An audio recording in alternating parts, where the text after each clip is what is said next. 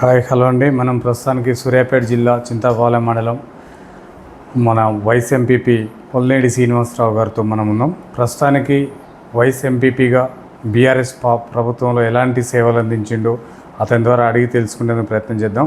నమస్కారం సార్. నమస్కారం సార్, మీరు వైస్ ఎంపీపీగా చింతలపాలెం మండలాన్ని ఎలా అభివృద్ధి కార్యక్రమాలు చేశారు సార్? ఇక్కడ చింతలపాలెం మండలం కొత్తగా ఏర్పడ్డ మండలం అండి. ఇన్ఫ్రాస్ట్రక్చర్ అంతా ఏమీ లేదు. కొత్తగా ఇన్ఫ్రాస్ట్రక్చర్ డెవలప్ చేయడం అయింది. ఇందులో భాగంగా కస్తూర్బా పాఠశాల ఒకటి, పాలిటెక్నికల్ కాలేజీ శాంక్షన్ చేయించడం అయింది. మిగతా ఎంఆర్ఓ, ఎండిఓ, పోలీస్ స్టేషన్ ఇవన్నీ శాంక్షన్ చేయించడం జరిగింది. అవన్నీ అదే దశలో ఉన్నాయి తప్ప ముందడుగు పడలేదు. అంతేగాక మేజర్ లిఫ్ట్ ఒకటి శాంక్షన్ చేయించడం అయిందండి. వెల్లటూరు నుండి హుజూర్నగర్ దగ్గర పోయించేటట్టు డెలివరీ పాయింట్ అది మేజర్ లిఫ్ట్ శాంక్షన్ అయింది. అన్ని పరిపాలనా అనుమతులు అన్నీ వచ్చినాయి. అంతవరకే జరిగింది తప్ప ఇంకా ఒక్క అడుగు పడట్లే. ఇప్పటి వరకు శాంక్షన్లు మొదలుపెట్టాలు పునాది రాయిలు వేయటం వరకే జరిగింది తప్ప కాంగ్రెస్ గవర్నమెంట్ వచ్చాక అంతకుమించి ఒక్క అడుగు కూడా ముందుకు పడాల. ఓకే సార్, మీరు మంచి ప్రజాసేవకులని తెలిసింది సార్. రాజకీయాన్ని పక్కన పెడితే మీకు ఆ సేవ చేయాలన్న దృక్పథం ఎలా కలిగింది సార్? మాది నేపథ్యం వ్యవసాయ కుటుంబం అండి. ఇంతకుముందు మా బ్రదరు పొలిటికల్గా ఉండేవాడు. ఆయన అకాల మరణం చెందారు. ఆయన తర్వాత పార్టీ బాధ్యతలు నేను భుజాన వేసుకోవటం జరిగింది.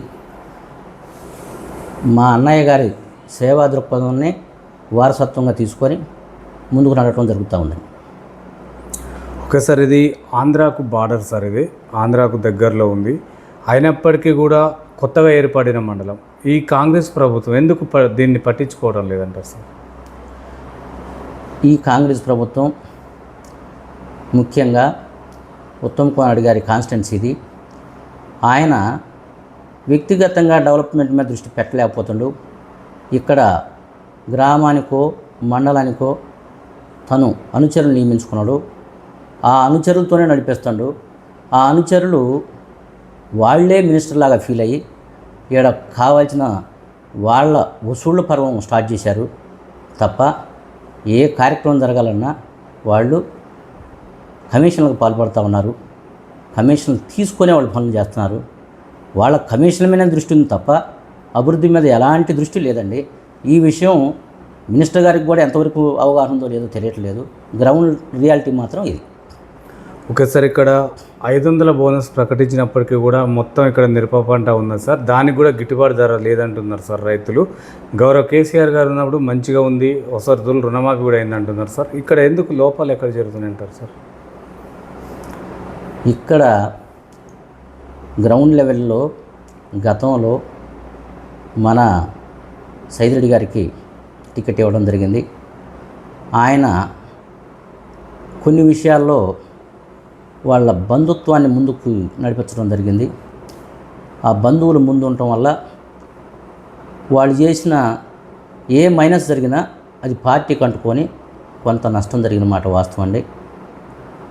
కానీ డెవలప్మెంట్ విషయంలో ఆయన కూడా శ్రద్ధ వహించి ఊరికి తక్కువలో తక్కువ ₹1 నుంచి 5 కోట్ల వరకు డెవలప్మెంట్ కార్యక్రమాలు చేయించారు. గవర్నమెంట్ సహకరించింది. కేసీఆర్ గారు ప్రత్యేకమైన దృష్టి పెట్టిండు మా కాన్స్టిట్యున్సీ మీద. ప్రతి ఊరిలో ₹1 నుంచి ₹3 కోట్ల వరకు జరిగి ఉన్నాయి. ఆ ఫలాలు అనుభవించున్నారు. కానీ చిన్న చిన్న మిస్టేక్స్ వల్ల ఆ అపోహలు ఎక్కువ చేసి ప్రతిపక్షం దాన్ని క్యాచ్ చేసుకొని ఇక్కడ మైనస్ చూపించడం జరిగింది గత ఎలక్షన్లో. ప్రస్తుతం వాళ్ళు ఇచ్చిన వాగ్దానాలు మొత్తం నీరుగారిపోయినాయి. ప్రజల్లో పూర్తి స్థాయిలో వ్యతిరేకత వచ్చింది. ఓకే సార్, ఇక్కడ సైదిరెడ్డి గారు పార్టీ మారడానికి గల కారణాలు ఏంటి సార్? బీజేపీలోకి వెళ్ళిండు కదా, వెళ్ళాల్సిన అవసరం ఏమొచ్చింది? ఆయన పార్టీ మారాల్సిన అవసరం లేదు వాస్తవంగా. కానీ పార్టీ ఏదో ఉత్తమ్ కుమార్ రెడ్డి గారిని ఎంకరేజ్ చేస్తుందనే భావన ఆయన మనసులో ఉండి వెళ్ళిపోయింది తప్ప అది వాస్తవం కాదు. ఓకే సార్, అంత అభివృద్ధి చేసినప్పటికీ కూడా బీజేపీలో పోయి ఎంపీగా పోటీ చేసినా గెలవలేకపోయింది ఎందుకు సార్? ఆయనకి పార్టీ క్యాడరు 100కు 100% సహకరించలేదండి. పార్టీ మారుతానంటే ఎవ్వరూ మన క్యాడర్ హర్షించలేదు. పైగా ఏకపక్ష నిర్ణయాలు తీసుకున్నాడు ఆయన. ఈ కారణం చేత ఆయనకు సహకరించే సిచ్యువేషన్ లేకుండా పోయింది. ఓకే సార్, ఇప్పుడు ఇటీవల గ్రూప్ 1 పరీక్షలలో కూడా చాలా అన్యాయాలు అక్రమాలు జరిగినాయని చెప్పేసి అంటున్నారు సార్. ఆ బాధితులకు మీరు ఏం చెప్తారు సార్ మీ పార్టీ పరంగా?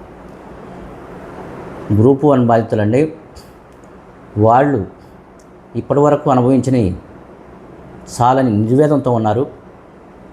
రాబోయేది మా గవర్నమెంటు, మా కేసీఆర్ గారు గవర్నమెంట్లో మీకు పరిపూర్ణమైన న్యాయం జరిగిద్ది. మీరు నిరుత్సాహపడాల్సిన అవసరం లేదు. తొందరలో గడిచిన 2 ఏళ్ళు గడిచిపోయింది. ఇంకో 2-3 ఏళ్లలోనే గవర్నమెంట్ మారబోతూ ఉంది. మా గవర్నమెంట్ వచ్చాక మీ అన్యాయాలు మొత్తం ఫుల్ఫిల్ చేసి మీకు సరైన న్యాయం జరిగే విధంగా మేము న్యాయం జరిపించగలుగుతామని చెప్తాము. ఓకే సార్, మీరు అధికారంలో ఉన్నప్పుడు కూడా గ్రూప్ 1 ఫిలిమ్స్ లీకేజ్ అయింది సార్, పేపర్ లీకేజ్ అయింది. అది కూడా ఇంతవరకు ఎక్కడికి కొలిక్కి రాలేదు. ఎక్కడ జాప్యం జరిగిందంటారు సార్? అది విచారణలో ఒక రకంగా విచారణలో లోపాల వల్లనే జాప్యం జరుగుతూ ఉంది. ఇందులో ప్రతిపక్షాలు కావాలని చేసినవి ఉన్నాయి. అవన్నీ బయటకు వస్తాయనే ఉద్దేశం చొప్పున ఈ విచారణ జాప్యం చేస్తూ ఉన్నారని మేము భావిస్తూ ఉన్నాం. ఈ ఇప్పుడున్న కాంగ్రెస్ ప్రభుత్వం ఇంకా మంత్రి పదవులు కూడా కొన్ని పదవులు కేటాయించలేకపోవడానికి ఏ విధంగా చూడవచ్చు దీన్ని? ఈ కాంగ్రెస్ ప్రభుత్వం అంటేనే అంతర్గత కలహాల ప్రభుత్వం. ఈ అంతర్గత కలహాలు పెరుగుతాయన్న ఉద్దేశం చొప్పున వాళ్ళు నియామకాలు చేయలేకపోతూ ఉన్నారు. ఆ నియామకాలు వాళ్ళకే ప్రతిబంధకాలుగా మారుతాయి. అంతేకాకుండా గవర్నమెంట్ పరిపాలన సజావుగా సాగకపోవటానికి కారణం అది ఒక కారణమే అని మేము భావిస్తాం. ఓకే సార్, సెంట్రల్ యూనివర్సిటీ భూమి తగాదా విషయాలలో సార్ ఇప్పుడు కేటీఆర్ గారు కూడా 1000 కోట్లు ఆర్థిక నష్టం వస్తుందంటున్నారు. మీరున్నప్పుడు దాన్ని తిరుగుపోలేరు, కాంగ్రెస్ ప్రభుత్వం వచ్చాక వేలం పాట పెడుతుంది, అమ్మడానికి చేస్తుంది సార్. దీన్ని ఏ విధంగా చూడవచ్చు మీరు? మా ప్రభుత్వం ఉన్నప్పుడు కూడా ఆ భూములు జోలికి పోయి ఫారెస్ట్ని యాగం చేస్తే హైదరాబాద్కు ఉన్న ఆక్సిజన్ తగ్గిపోతుంది, మరో ఢిల్లీ అవుతుంది. అలా కాకుండా ఉండటం కోసం ఉన్న పర్యావరణాన్ని కాపాడటం కోసం అదే భూములను అలాగే ఉంచి దాంతో పాటుగా వాతావరణాన్ని అనుకూలంగా ఏర్పాటు చేయడం కోసం హరితహార కార్యక్రమాలు పెట్టి లక్షల కొద్ది చెట్లు నాటించిన ఘనత మా కేసీఆర్ గారికి దక్కుతుందండి. ఆ విధంగా భవిష్యత్ తరాలకి మంచి పర్యావరణాన్ని అందించాలనే ఉద్దేశంతో మా కేసీఆర్ గారు హరిత విప్లవం సంకల్పించి సాకారం చేశారు. ఓకే సార్, మీరు వైస్ ఎంపీపీగా ఉండి చింతలపాలెం మండలంలో డబుల్ బెడ్రూమ్ ఇండ్లు ఎన్ని వచ్చినాయి సార్ ఇక్కడ నిర్మించగలిగారు? మేము వైస్ ఎంపీగా ఉండి ఇక్కడంతా మా పీరియడ్ వరకు ఇదంతా కిష్టపట్టి ఏరియానండి. R&R సెంటర్లు వచ్చినాయి. అన్నీ పర్ఫెక్ట్ ఇల్లు నిర్మించున్నాయి. మాకు ఇళ్ళ అవసరం పెద్దగా రాలేదు. ఒక దొండపట్టు మాత్రం ఒక 150 ఇళ్ళు నిర్మించినాం. అంతకు తప్ప మన మండలంలో మేము డబుల్ బెడ్రూమ్ ఇల్లు ఆవశ్యం రాలేదు కనుక చేయలేకపోయినాం. సార్, ఇక్కడ ఆంధ్రాకు బార్డర్లో ఉంది సార్. ఇక్కడ మొత్తం కూడా గంజాయి డ్రగ్స్ మాఫియా జరుగుతుందని తెలుస్తుంది సార్. యువత మొత్తం కూడా వాళ్ళ జీవితాలు ఆగమవుతుంది. దీన్ని ఏ విధంగా చూడొచ్చు సార్? మావాడు దీన్ని ఏ విధంగా చూడొచ్చు సార్? ఎట్లండి క్వశ్చన్ మార్క్ సార్. ఆంధ్రాకి దగ్గర ఉంది సార్. ఇది యువత మొత్తం కూడా డ్రగ్స్కు అండ్ గంజాయికి బానిసలు అవుతున్నారని తెలుస్తుంది సార్. దీని నిర్మూలన ఏ విధంగా ఉంటుంది? గత ప్రభుత్వంలో ఎట్లా మీరు నిర్మూలించగలిగారు? ఈ ప్రభుత్వంలో ఎట్లా జరుగుతుందంటారు? ఈ డ్రగ్స్ బానిస అయ్యి యువత పెడదారి పడుతూ ఉంది. ఆ విషయాన్ని మా గవర్నమెంట్లో గుర్తించి బోర్డర్ చెక్ పోస్టులు పటిష్టంగా నిర్వహించినాం. ఆ చెక్ పోస్టులు నిర్వహించడమే కాక internal patrolling with in 1 hour to 1 hour అలా చేయించి అటువంటి ఆస్కారం లేకుండా చేయగలిగాను. ప్రస్తుతం అది మళ్ళీ సడలింపు దొరికింది. ఇప్పుడు మళ్ళా ఆ డ్రగ్స్ అవి వస్తూ ఉన్నాయి. యువత పెడదారి పెట్టే అవకాశాలు పెరుగుతూ ఉన్నాయి. ప్రత్యేకమైన దృష్టి పెట్టాల్సిన అవసరం అయితే ఉంది. అంటే ఎట్లాంటి దృష్టి పెడితే సెట్ అవుతుంది అంటారు? 100% పోలీసింగ్, కరెక్ట్ పోలీసింగ్ చేస్తే, బోర్డర్లో ఎప్పటికప్పుడు మానిటరింగ్ చేస్తే, ఇంటర్నల్ పెట్రోలింగ్ చేస్తే ఆటోమేటిక్ కట్ అవుతాయండి. దాని మీద దృష్టి పెట్టకపోవటం వల్లనే ప్రస్తుతం ఉన్న దుస్థితి. ఓకే సార్, ఇక్కడ మీరు అధికారంలో ఉన్నప్పుడు కానీ ఇప్పుడు కానీ బెల్ట్ షాపులు కొల్లలుగా వస్తున్నాయి సార్. వాటి నిర్మూలన మీరు చేయలేకపోయారు, ఇప్పుడున్న ప్రభుత్వం చేస్తలేదు సార్. మొత్తం కూడా మహిళలు కానీ అంతా కూడా ఆగమవుతున్నారు ఆ బెల్ట్ షాపుల ద్వారా. దీని పరిష్కారం ఏ విధంగా చూస్తారు సార్? మహిళల్లో చైతన్యం తీసుకొస్తున్నాం, యువతలో కూడా చైతన్యం తీసుకురావాల్సిన అవసరం ఉంది. ఈ బెల్ట్ షాపుల వల్ల చెడు వ్యసనాలకు లోనై బానిస అయిపోతూ ఉన్నారు, సంసారాలు గుల్లబట్టిపోతూ ఉన్నాయి. ఇక్కడంతా వ్యవసాయదారులే సాయంత్రం వరకు కష్టపడి సాయంత్రం వచ్చాక ఈ లైట్గా అలవాటు ఉంది. ఈ అలవాటు విపరీతం కాకుండా ఉండాలంటే బెల్ట్ షేపులు మూయించాలండి. దాని మీద ప్రత్యేకమైన దృష్టి పెట్టాల్సిన అవసరం అయితే ఉంది. మా గవర్నమెంట్లో కూడా కొంతవరకు చేయగలిగినాం, అంతా చేయలేకపోయినాం. ప్రస్తుత గవర్నమెంట్ అయినా దాని మీద దృష్టి పెట్టి బెల్ట్ షాపుల నిర్మూలన చేస్తే సమాజానికి ఉపయోగపడడం అవుతుంది అన్నది నా భావన. ఓకే సార్, ఇక్కడ నీటిపారుదల శాఖ మంత్రిగా ఉన్న ఉత్తమ్ కుమార్ రెడ్డి గారు ఎలాంటి అభివృద్ధి అందిస్తున్నారు సార్? ఇక్కడ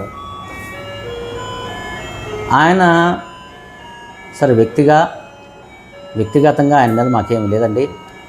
పార్టీ పరంగా అనుభవజ్ఞుడు, వయసులో అనుభవజ్ఞుడు. ఆయన ప్రత్యక్షంగా గ్రౌండ్ రియాలిటీ తెలుసుకోలేకపోతుండు. వాళ్ళ నాయకులు చెప్పింది నిజం అనుకుంటున్నారు. గ్రౌండ్ రియాలిటీకి వస్తే వాస్తవాలు మొత్తం బయటకు వస్తాయి. అది తెలుసుకొని సరిచేసే అవకాశం ఉంటుంది. ప్లస్ ఆయనకు అక్కడ కూడా పెద్ద బాధ్యతలు ఉండటం చేత ఏమో ఊరూరికి ఒక నాయకుడిని, మండలానికి 2 నాయకుల్ని ప్రోత్సహించడం వల్ల ఇట్లాంటి ఇబ్బందులు జరుగుతాయి అన్నది నా అభిప్రాయం. సార్, ఇక్కడ మైహోం కృష్ణారెడ్డి గారి అంటే మొత్తం భూ ఆక్రమణలు చాలా ఉన్నాయి అంటున్నారు. అది మీ ప్రభుత్వంలో జరిగింది అంటున్నారు. అది ఎంతవరకు వాస్తవం సార్? మైహోం మేళచెరువు మండలం అండి. జరిగినాయి మా గవర్నమెంట్లో జరిగినాయి అన్నది అపోహ మాత్రమేనండి. అది చిన్నగా ఇప్పుడు ఉత్తమ్ కుమార్ రెడ్డి గారి సహకారంతో ఇలాంటివన్నీ జరుగుతున్నాయి అన్నది మా అభిప్రాయం. ఓకే సార్, ఇక్కడ చాలా వరకు రైతు ఖాతాలలోకి రైతు బంధు పడలేదు సార్ ఈ గవర్నమెంట్లో. గత ప్రభుత్వంలో రెగ్యులర్గా వేసేది, ఈ ప్రభుత్వం ఇంకా పడలేదు అంటున్నారు. దీన్ని ఎట్లా చూస్తారు సార్? మీరు ప్రతిపక్షంలో ఉన్నారు కదా. రైతు బంధు అన్నది రైతుకి అండదండగా, పెట్టుబడి సాయంతో అండదండగా నిలదొక్కుకోవడానికి అవకాశం ఏర్పడది.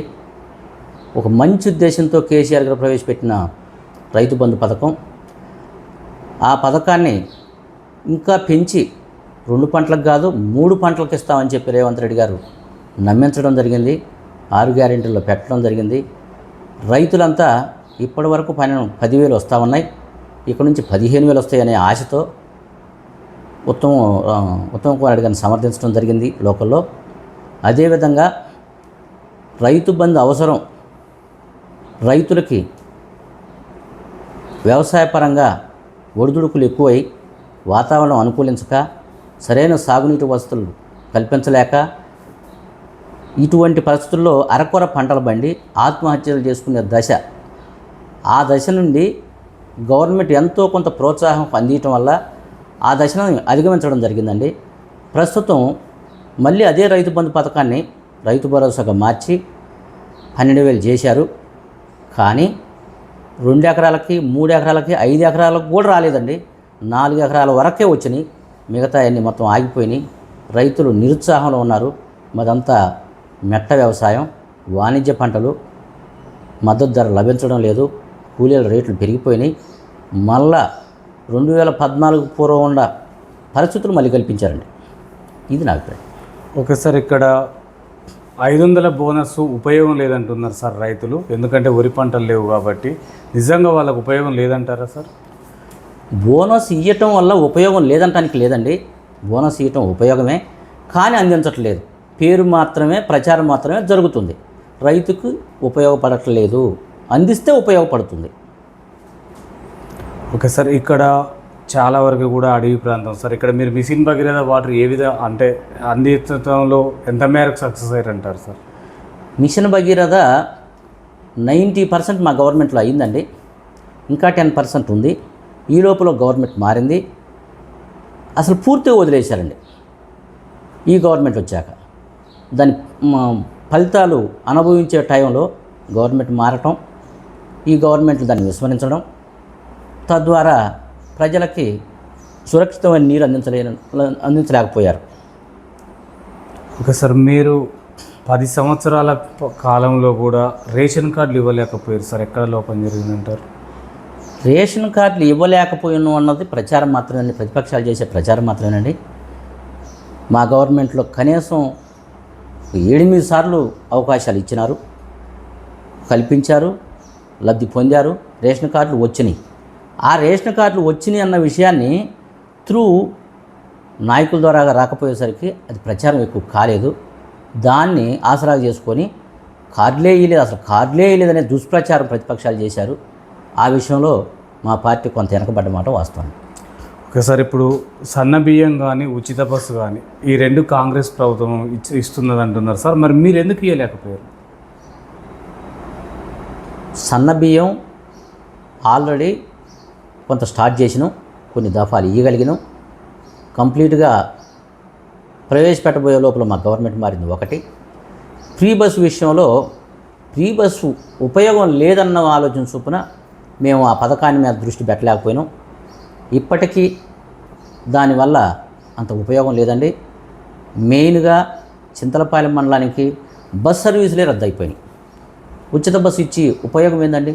కనీసం బస్ సర్వీసులని పునరుద్ధరించలేకపోతున్నారు. మినిస్టర్ గారు ఉండి కూడా పిల్లలకి, స్కూల్ పిల్లలకి స్కూల్కి పోవడానికి కానీ, కాలేజీ పిల్లలకి కాలేజీకి పోవడానికి కానీ మినిమం సౌకర్యాలు కల్పించలేకపోయారు. వాళ్ళకి కనీసం ఈ కార్డులు ఇచ్చి నడిపించేవాళ్ళు పోయినసారి. ఇప్పుడు ఆ కార్డులు లేవు, బస్సులు లేవు. పూర్తిగా వాళ్ళ సొంత వాహనాల్లో వెళ్ళాల్సి వస్తుంది. సరిగ్గా అందుబాటులో లేకపోవటం వల్ల ఈ పరీక్షలు రాయడానికి కూడా ఇబ్బందులు పడుతున్నారు. ఉచిత బస్సు మా మండలానికైతే అసలు ఉపయోగమే లేదు. సరే, ఈ నూతన మండలంలో డిగ్రీ కాలేజ్ కానీ, జూనియర్ కాలేజీలు కానీ, తర్వాత వైద్యానికి సంబంధించి ఒక 200 పడకల హాస్పిటల్స్ కానీ ఏమన్నా నిర్మించడానికి మీకు సాధ్యమైందంటారా సార్? హెల్త్ సెంటర్ని శాంక్షన్ చేయించగలిగినండి మా గవర్నమెంట్లో. ఆ శాంక్షనింగ్ దశలోనే ఆగిపోయింది తప్ప పునాది రాయి కూడా పడలేదు. మినిస్టర్ గారు వాటి మీద దృష్టి పెట్టలేకపోతున్నారు. కారణం ఏదైనా కావచ్చు, కానీ అది అత్యవసరం అండి. కనీసం సరే ఒక 100 పడకల హాస్పిటల్ కడితే ఇంకా మంచిది. హెల్త్ సెంటర్ కూడా లేకుండా అయింది.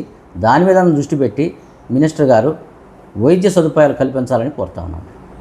ఓకే సార్, ఇక్కడ జమిలీ ఎన్నికలు అంటుంది సార్ కేంద్రం, దీన్ని ఏ విధంగా చూడవచ్చు? జమిలీ ఎన్నికలు అన్నవి ఒక మంచి ఆలోచనేనండి. నా వ్యక్తిగతంగా జమిలీ ఎన్నికల్ని సమర్థిస్తున్నా. ఖర్చు తగ్గించుకోవచ్చు, పరిపాలన మీద దృష్టి పెట్టవచ్చు అన్న ఉద్దేశంతో నా వ్యక్తిగతంగా అయితే జమిలీ ఎలక్షన్ నేను సమర్థిస్తున్నాను. ఓకే సార్, తెలంగాణ రాష్ట్రంలో కొన్ని చోట్ల ఉప ఎన్నికలు వస్తాయని అంటున్నారు సార్. మీ ప్రభుత్వం ఉన్నప్పుడు వచ్చినాయి, మళ్ళీ ఇప్పుడు కూడా వస్తాయి అంటున్నారు సార్. అవి ఖచ్చితంగా వస్తాయంటారా? ఉప ఎన్నికలు ఖచ్చితంగా వస్తాయండి. వాళ్ళు చేసిన పొరపాట్లు దిద్దుకోలేని పొరపాట్లు అవి కోర్టుల మీద, న్యాయస్థానాల మీద మాకు నమ్మకం ఉంది. అనుకూలమైన తీర్పులు వస్తాయి. వాళ్ళు డిస్క్వాలిఫై కావాల్సిందే. భవిష్యత్ తరాలకి ఒక మంచి మెసేజ్ని అందించాల్సిందే. ప్రజా అభిప్రాయాన్ని గౌరవించాల్సిందే. గౌరవించే విధంగా న్యాయస్థానాలు చేస్తాయన్న నమ్మకం మాకుంది.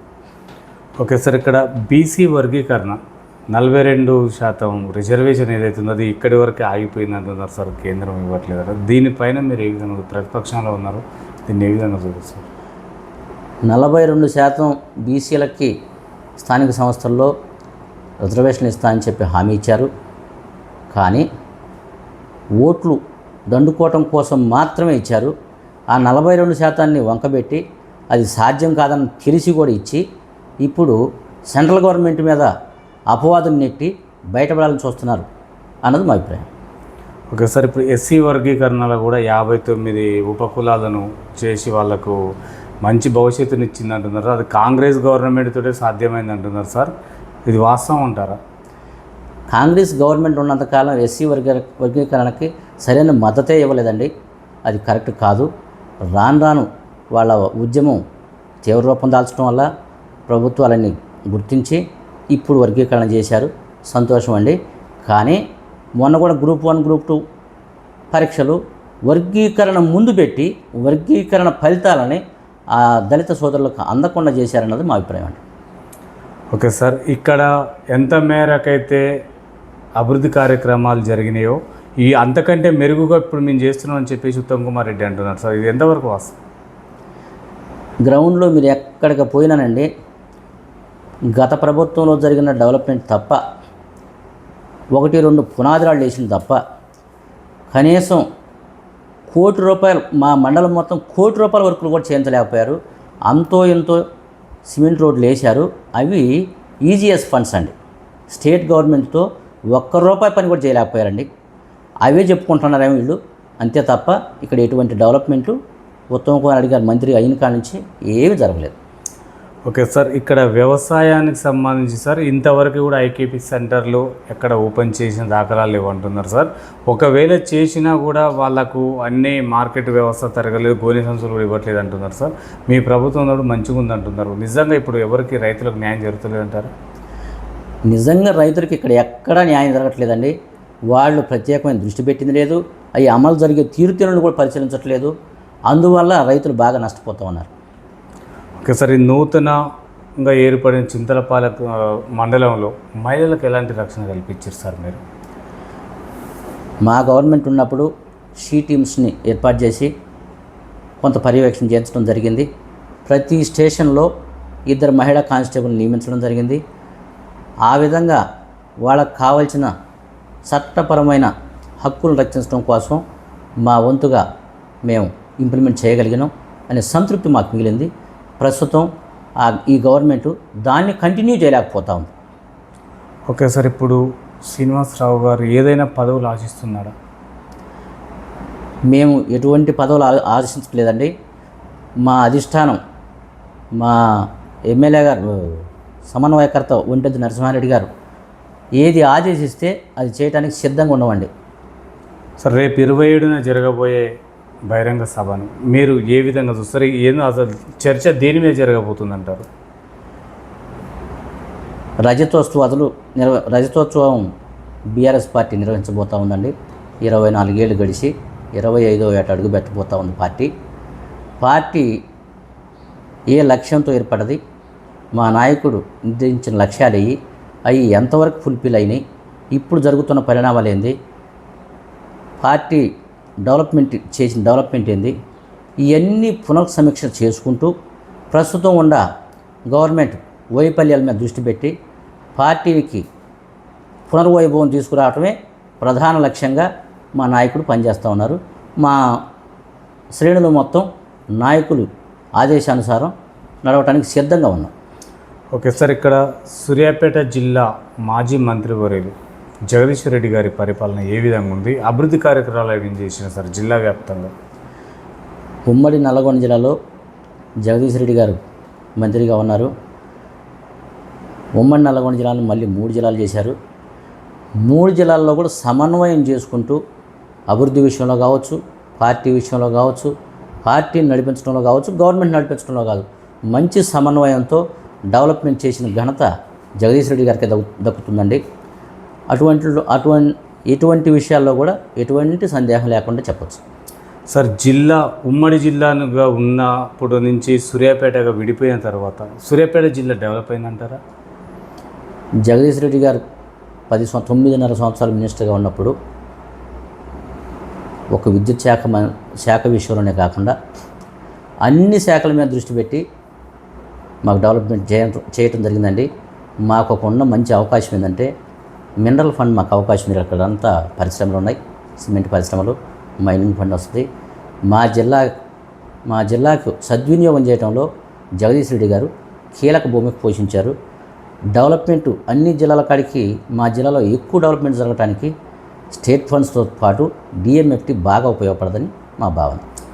సార్, ఇక్కడ జగదీశ్వర్ రెడ్డి గారు విద్యుత్ శాఖలో చాలా అవినీతి చేసిందని చెప్పేసి అసెంబ్లీలో అప్పుడు చర్చలు కూడా జరిగినాయి సార్. అది ఎంతవరకు వాస్తవం ఉంటుంది సార్?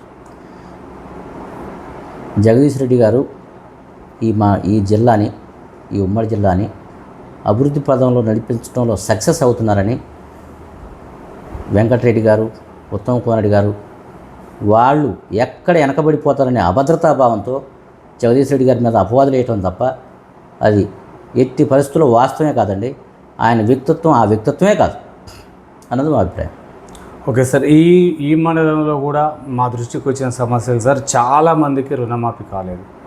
2 లక్షల లోపు ఉన్న వాళ్ళకి కూడా కాలేదు సార్. బ్యాంకర్లు కూడా రైతులను అతోలా చూస్తున్నారు. దీనిపైన మీరు ప్రతిపక్షంలో వాళ్ళకి ఏం సందేహం ఇవ్వబోతున్నారు సార్? రైతులకి ఇచ్చిన హామీని ఏ విధంగా అవాయిడ్ చేయొచ్చు అన్న దాని మీదనే దృష్టి పెట్టారు తప్ప ఇచ్చిన హామీని సంపూర్ణంగా ఫుల్ఫిల్ చేద్దామనే ఆలోచన ప్రస్తుతం ఉన్న గవర్నమెంట్కి లేదండి.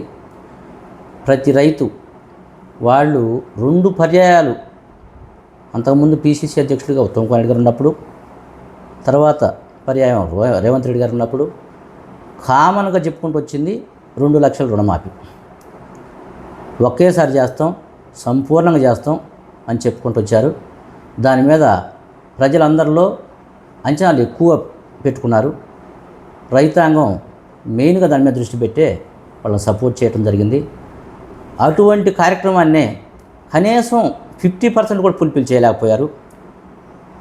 వాళ్ళు ఆ పర్యవసానం, ఆ ఫలితాలు అనుభవించి తీరుతారండి. ఓకే సార్, ఇక్కడ బీఆర్ఎస్ ప్రభుత్వం ఉన్నప్పుడు నూతన గ్రామ పంచాయతీలు తాండాలను చేసింది సార్. పెద్ద పెద్ద విలేజ్లను కూడా చేయటం ద్వారా ఎంత మేరకు అభివృద్ధి అయిందంటారు సార్? ఇక్కడ తాండాలు ఎస్సీ గూడాలు గ్రామ పంచాయతీలుగా చేసి ఆయన వాళ్ళ విశ్వాసం సొరగొనటమైంది. వాళ్ళంతా మా పరిపాలన, మా గూడెం పరిపాలన మాది, మా తండా పరిపాలన మాది, ఒకళ్ళ మీద ఆధారపడాల్సిన అవసరం లేకుండా మా అభివృద్ధి మేము చేసుకుంటాం అనే ఆత్మగౌరవంతో చాలా సంతృప్తితో పరిపాలన చేసుకున్నారండి. వాళ్ళకి నిధులు కూడా పర్ హెడ్ ఎంత అని చెప్పి స్టేట్ గవర్నమెంటు, సెంట్రల్ గవర్నమెంటు నిధులు ఇవ్వడం జరిగింది. నెల నిధులు ఇచ్చి పారిశుద్ధ్యాన్ని, నిర్వహణకి, మెయింటెనెన్స్కి అన్ని వసతులు కల్పించి చేయడం జరిగిందండి. వాళ్ళు ఆత్మవిశ్వాసంతో వాళ్ళ డెవలప్మెంట్ వాళ్ళు చేసుకోవడానికి మంచి అవకాశం కల్పించిందని భావిస్తూ ఉన్నారు మా తాండావాసులు, గూడెంవాసులు. ఓకే సార్, ఇక్కడ ఇప్పటికీ కూడా తాండాలలో మీరున్నప్పుడు కుటుంబాన్ని నిర్మూలించడం సాధ్యమైందని కేసీఆర్ గారు చెప్పడం జరిగింది సార్. ఇప్పుడు అది కొనసాగుతుంది అంటున్నారు. మీ దృష్టికి ఏమన్నా వచ్చిందా సార్? కుటుంబాన్ని తండాలలో, గూడాల్లో నిర్మూలించడం జరిగిందండి గత ప్రభుత్వంలో. ప్రస్తుతం వీళ్ళ పరిపాలనా మానిటరింగ్ లేకపోవటం వల్ల చిన్నగా ఆ పరిస్థితులన్నీ సడలించబడతా ఉన్నాయి. ఆ విధంగా నష్టం జరిగే అవకాశాలు మెండుగా కనపడతా ఉన్నాయి. ప్రతిపక్షంగా మేము ప్రతి సందర్భంలో ఎత్తి చూపుతూ దాన్ని సరిచేయటం కోసం మా వంతు ప్రయత్నం మేము ప్రతిపక్షంగా చేస్తూ ఉన్నాం. ఓకే సార్, మీరు ప్రతిపక్షంలో ఉన్నారు సార్. ఇప్పుడు రాష్ట్ర వ్యాప్తంగా చూసుకుంటే ఎక్కడెక్కడో మహిళల పైన అఘాయిత్యాలు జరుగుతున్నాయి సార్. పిల్లల్ని చంపుతున్న తల్లులు, భర్తలను చంపుతున్న భార్యలు, ఇవన్నీ కూడా జరగడానికి గల కారణాలు ఏంటి సార్? అంటే రక్షణ లేకపోతుందంటారా? 100% రక్షణ లేకనండి. ఈ గవర్నమెంటు పరిపాలన సౌలభ్యంగా ఉండటం కోసం దాని మీద దృష్టి పెట్టలేకపోతూ ఉంది. వాళ్ళ పదవుల పోరాటం మీద సరిపోతూ ఉంది, వాళ్ళ సొంత ప్రయోజనాలు సరిపోతూ ఉన్నాయి, వాళ్ళ కమిషన్లు సరిపోతూ ఉన్నాయి తప్ప వాటి మీదనే ఉంది ధ్యాస తప్ప శాంతి భద్రతల విషయంలో, మహిళల విషయంలో, బెల్ట్ షాపుల విషయంలో, డెవలప్మెంట్ విషయంలో దృష్టి పెట్టలేకపోవటం వల్లే ఇవన్నీ జరుగుతాయన్నది మా ఉద్దేశం. ఓకే సార్, గౌరవ ముఖ్యమంత్రి గారు జపాన్ పర్యటన వెళ్ళింది సార్. దాని ద్వారా యువతకి ఏమన్నా ఉపాధి కలుగుతుందంటారా? పెట్టుబడులు తీసుకురావడంలో సక్సెస్ అయితే చాలా సంతోషం అండి. ఏ ప్రభుత్వం అయినా ప్రస్తుతం కేటీఆర్ లాగా ఆయన ఆ పనితనం చూపించలేకపోతున్నారన్నది మా భావన. ఒకవేళ పెట్టుబడులు వస్తే సంతోషం, అరకొర పెట్టుబడులే వస్తున్నాయి తప్ప డెవలప్మెంట్కి, యువతకి ఉద్యోగాలు కల్పించడానికి ఆశించిన స్థాయిలో తీసుకురాలేకపోతున్నారు, ఆ పనితనం చూపించలేకపోతున్నారు అన్నది మా భావన. ఓకే సార్, ఇక్కడ సర్పంచ్ ఎన్నికలు ముగిసి కూడా సంవత్సరం దాటి వస్తుంది సార్. ఇప్పటికీ స్పెషల్ ఆఫీసర్లను పెట్టారు. విలేజ్లో స్పెషల్ ఆఫీసర్ ఎవరో కూడా తెలియని ప్రజలు చాలామంది ఉన్నారు సార్. ఎక్కడ జాప్యం జరిగిందంటారు? వాళ్ళు స్పెషల్ ఆఫీసర్ నియమించారు కానీ వాళ్ళు కనీస మానిటరింగ్ కూడా చేయలేకపోతున్నారు. పూర్తిగా కార్యదర్శుల మీద వదిలిపెట్టారండి.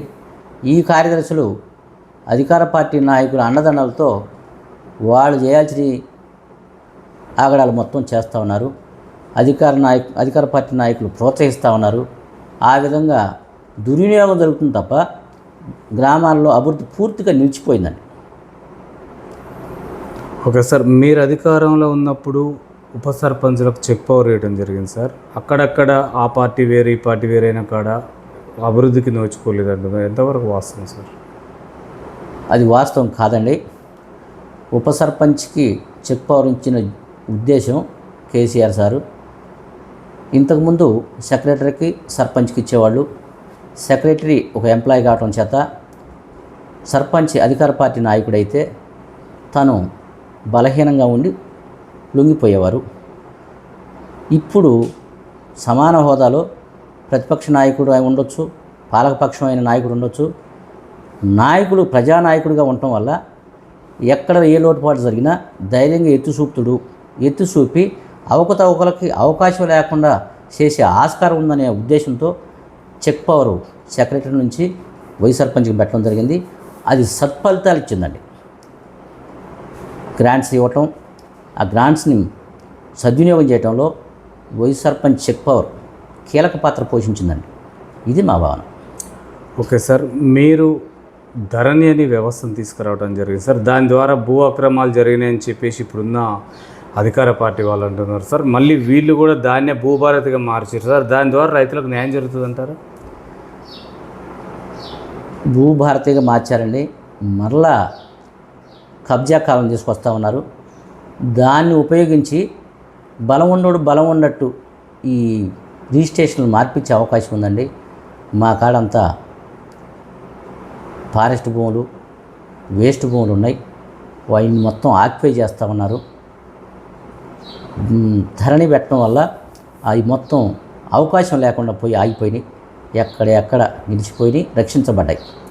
ఇప్పుడు మళ్ళీ అవి మొదలవుతున్నాయి.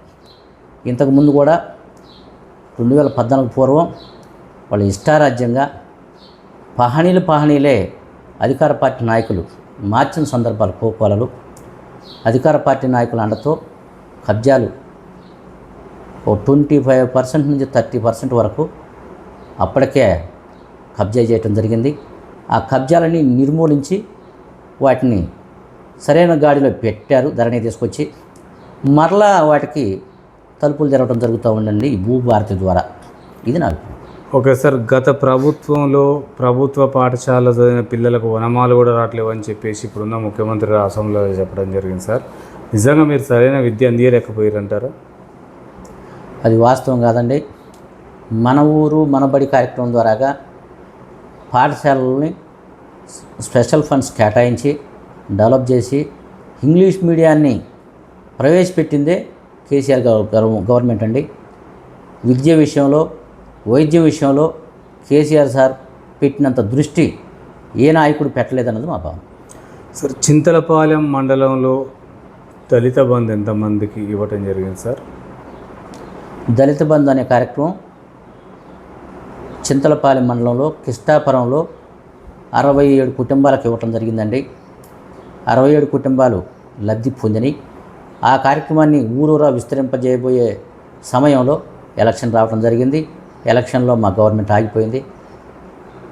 ఫస్టే చెప్పారు మా సార్ కేసీఆర్ సారు, దళిత బంధుకి జై భీమ్ అంటారు, రైతు బంధుకి రామ్ రామ్ అంటారు. మీరు ఒకసారి ఆలోచనతో విచక్షణతో ఓటేస్తే తప్ప ఈ థ్రెట్ మీకు ఉంటుంది అని ముందరనే చెప్పారు. ప్రతి 10 మందిని కూడిన చోట చర్చ పెట్టమని చెప్పారు. కానీ ప్రజలు 10,000ని 15,000లకు చేస్తారని, 10 లక్షల్ని 12 లక్షలకు చేస్తారని ఆశపడి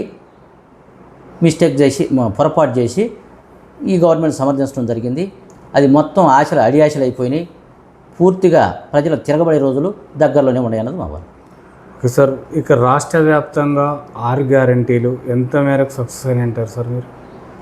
6 గ్యారంటీల విషయంలో 10% కూడా ఫుల్ఫిల్ చేయలేకపోయారండి.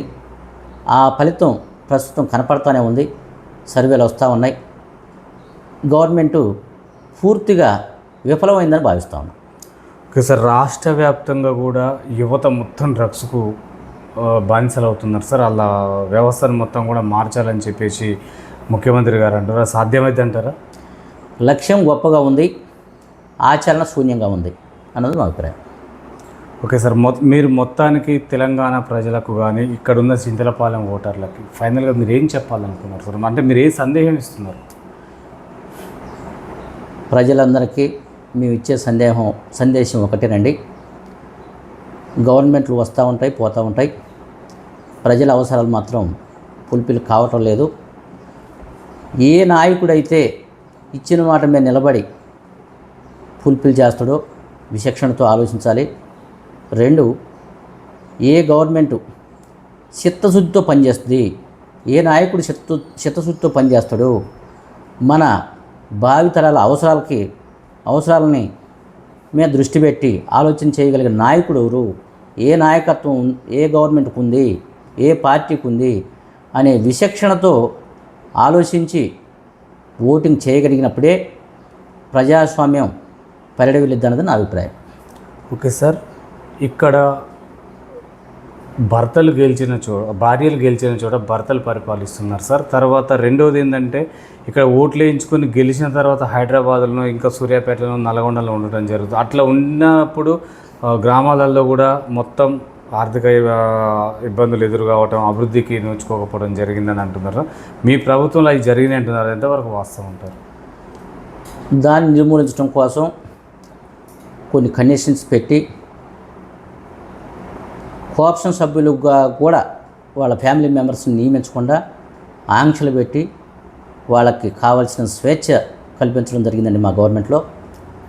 ఆ విషయంలో మేము సక్సెస్ అయినామని భావిస్తూ ఉన్నాం. వాళ్ళకి రిజర్వేషన్ కల్పించి ఎలక్ట్ అయిన సభ్యులకి కావాల్సిన స్వేచ్ఛతో వాళ్ళ పరిపాలన వాళ్ళు చేయడానికి తగిన అవకాశాలు వసతులు కల్పించడం జరిగింది మా గవర్నమెంట్లో. ఓకే సార్, రాష్ట్ర వ్యాప్తంగా కానీ దేశవ్యాప్తంగా కానీ ఉచితాలపైన మీ అభిప్రాయం ఏంటి సార్? సంక్షేమ పథకాలు అన్నది ఒక బ్యాలెన్స్ మెయింటైన్ చేస్తూ చేయాల్సిన అవసరం అయితే ఉందండి. పూర్తిగా సంక్షేమాన్ని దృష్టి పెడితే రాష్ట్రం ఆర్థిక పురోగతి ఉండదు. ఆర్థిక పురోగతి, సంక్షేమం 2 సమవుజ్జితో సమానంగా తీసుకెళ్లాల్సిన బాధ్యత గవర్నమెంట్ మీద ఉంది. అదే మా ప్రభుత్వం కూడా చేసిందని మా భావన. బ్యాలెన్స్ తప్పినాడు సంక్షేమ పథకాలు కూడా కంప్లీట్గా తీసేయటం కరెక్ట్ కాదండి. సమాజంలో విద్రోహ శక్తులుగా అవతరించే అవకాశం ఉంది యువత. కనుక కొంతమేరకు సంక్షేమ పథకాలతో అటువంటి వాటిని పెడదోరని నివారించడానికి ఉపయోగపడుతుందన్నది మా భావన. సార్, ఇక్కడ బీఆర్ఎస్ బీజేపీ ఒకటే అంటున్నారు సార్ ఇప్పుడు కాంగ్రెస్ పార్టీ. దీన్ని మీరు ఏ విధంగా చూస్తారు? వాళ్ళు కావాలని బట్టగాల్చి మీదేయటమే తప్ప బీఆర్ఎస్ బీజేపీ ఒకటనే సమస్య లేదండి. అసలు ఆస్కారమే లేదు. అది అయ్యే పనే కాదు. వాళ్ళ భావాలు వేరు, ఈ మా పార్టీ భావాలు వేరు. ఎక్కడ మెర్జ్ అయ్యే ఛాన్సే లేదండి. ఇది కావాలని వేసే అవాండం తప్ప ఏం లేదు. అది వాస్తవం కాదు. ఓకే సార్, శ్రీనివాసరావు గారికి ఓటు ఎందుకు వేయాలంటే ఏం చెప్తారు సార్? శ్రీనివాసరావు గారు గతంలో ఆయన సొంత పనులు చేసుకునేవాడు. పరిపాలనలోకి వచ్చాక ఎక్కడైనా సరే చిన్న గొడవ కూడా జరగలేదండి. మండలం మొత్తంలో కూడా ఎక్కడ గొడవలకు ఆస్కారం లేదు. ఎవరు స్వేచ్ఛలో వాళ్ళకి అందే విధంగా పరిపాలన చేసినాం. అందరినీ తెలంగాణ బిడ్డలుగా భావించడం. మా నాయకుడు మేం గెలవంగానే అందరితో సమావేశం ఏర్పాటు చేసుకొని మాకు ఫస్ట్ చెప్పిన మాటే అది. ఇంతకుముందు ప్రభుత్వాల్లో ఓడిపోయిన వ్యక్తిని పోలీస్ స్టేషన్కి రానియొద్దని, ఎంఆర్ఓ ఆఫీస్ గడప దొక్కనియొద్దని ఆంక్షలు పెట్టేవాడు. అలాంటి పొరపాటును కూడా మీరు చేయొద్దని ఫస్ట్ సందేశం మాకు ఇచ్చిండు. అందరం ఓటు వేసినోడికి ఓటు వేయనోడికి అందరికీ ప్రతినిధులమే అనే భావనతో పనిచేయాలి. అందరూ తెలంగాణ బిడ్డలే. ఈ వసతులు గవర్నమెంట్ కల్పించే ప్రతి సంక్షేమ కార్యక్రమం పార్టీల రహితంగా అందరికీ అందేటట్లు చూడాల్సిన బాధ్యత దిగువ శ్రేణి నాయకత్వానికి ఉంది. మీరు అదే కోణంలో చేయాలన్నది పార్టీ ఆదేశమని డే 1 మమ్మల్ని పిలిచి మీటింగ్ పెట్టి మరి మా కేటీఆర్ సార్ చెప్పడం జరిగింది.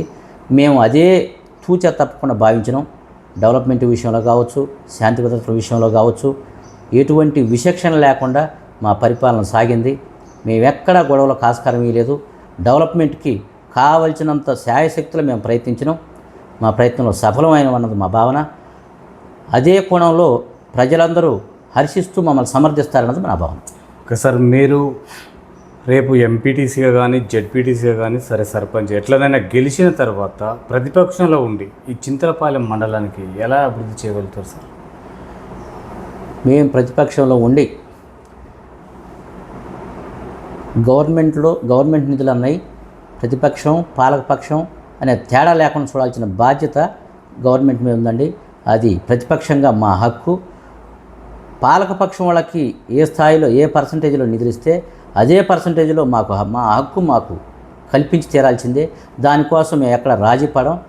పాలకపక్షం మీద కొట్లాడైనా సరే అదే అభివృద్ధి సాధించి తీరుతాం అన్నది మా భావన. ఓకే సార్, చింతలపాలెం మండలం మొత్తం చూసుకుంటే చింతలపాలెం మండలం వైజ్గా రేపు రానున్న గ్రామ పంచాయతీ కానీ ఎంపీటీసీ మున్సిపాలిటీలలో మీరు ఎన్ని గెలవబోతున్నారు సార్? 80% గెలవబోతా ఉన్నామండి. ప్రతిపక్షంగా ఉండి కూడా 80% గెలవబోతా ఉన్నాం. స్థానిక సంస్థల్లో ఎంపీటీసీలు కావచ్చు, సర్పంచులు కావచ్చు, 80% గెలవబోతా ఉన్నాం. ప్రస్తుతం ప్రజల్లో ఉన్న గవర్నమెంట్ మీద ఉన్న వ్యతిరేకత మేము ఖచ్చితంగా సద్వినియోగం చేసుకుంటాం. వాళ్ళకి అటువంటి పొరపాట్లు లేని పాలన అందిస్తామని చెప్పి మేము గ్యారంటీ ఇస్తాం. ఆ రూటుగా ఆ దిశగా పనిచేయడానికి కంకణబద్ధులమై మేము పూనుకున్నాం. Okay sir, last and final sir, మీరు రేపు రానున్న ఎన్నికలలో ఓటు అంటే చాలా అమూల్యమైనది సార్. దాన్ని బిర్యానీకో సారా పాకెట్కో అమ్ముకోవడం జరుగుతుంది సార్. ఓటర్లలో ఎలాంటి చైతన్యం తీసుకొస్తారు సార్? ఓటర్లకు ఏం చెప్పదలుచుకున్నారు ఫైనల్గా? ఓటర్లు విచక్షణతో ఆలోచించాలని భావిస్తూ ఉన్నామండి. ఏ విధమైన విచక్షణ అంటే ప్రజాస్వామ్యం పరిడి వెళ్ళాలంటే మందుకో బిర్యానీ ప్యాకెట్లకో డబ్బులకో ఆశపడకూడదు. ఆశపడితే మన 5 సంవత్సరాల అభివృద్ధిని కాలరాయించిన వాళ్ళం అవుతాం. 5 సంవత్సరాల భావితరాలకు కావాల్సిన వాతావరణాన్ని కల్పించలేకపోతాం. ఇవన్నీ దృష్టిలో పెట్టుకొని ప్రజలు ఓటరుగా ప్రజాస్వామ్య పరిడి వెళ్ళాలని కోరుకుంటూ ఈ అవకతవకలకి ఈ తాయిలాలకి లోపడకుండా విచక్షణతో ఆలోచించి ఓటు చేయాలని కోరుతా ఉన్నాను. Okay sir, thank you. చూస్తూనే ఉండండి మీ తెలుగు టీవీ. థ్యాంక్ యూ అండి.